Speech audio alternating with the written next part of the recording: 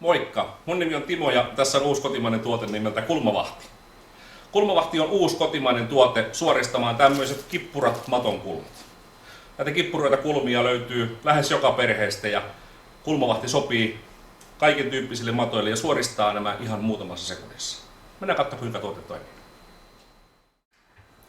Kulmavahti-pakkaus sisältää 4 tämmöistä kulmatukea matolle ja tämä kulmatuki on valmistunut tämmöisestä materiaalista, mikä on 0,5 milliä vahvaa, mutta ihan äärettömän kimmosaa. Eli tämä haluaa aina uudestaan ja uudestaan vaan olla suorana. Ja tämä toiminta perustuu tämmöiseen kivaan keksintöön. Eli nyt on tässä kippura maton kulma.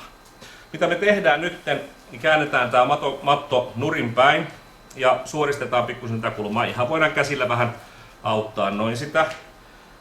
Ja otetaan mattovahdista suojapaperi pois ja kiinnitetään se maton kulmaan noin. Sitten vaan pikkusen painetaan se siihen paikalleen ja sen jälkeen maton kulma on suora.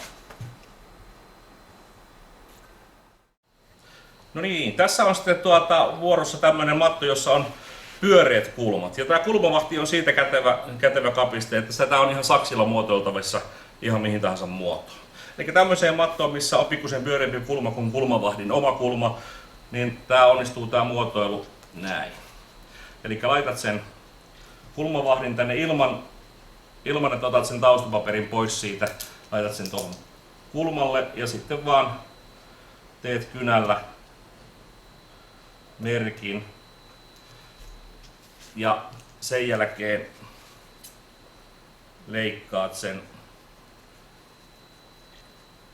kulman oikeanlaiseksi siitä. Ja sitten vaan sama systeemi kuin äsken. Eli suojapaperi pois, Kulmavahti paikalleen, painetaan vaan kiinni sitten ja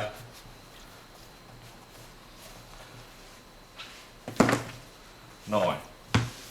Se mikä tässä Kulmavahdissa on hyvä juttu, niin tää on vaan puoli milliä vahva. Eli matto ei ala kulmaan sitten siltä kohti, missä tämä Kulmavahdin reunat on. Ja tää on kestävä ja hyvin nopea tapa korjata nämä mattojen kulmat. Monesti ehdotetaan mattoliikkeissä, että vaihdetaan siitä uusi kanttinauha siihen mattoon. Ei tarvi, Kulmavahdilla onnistuu tosi kätevästi.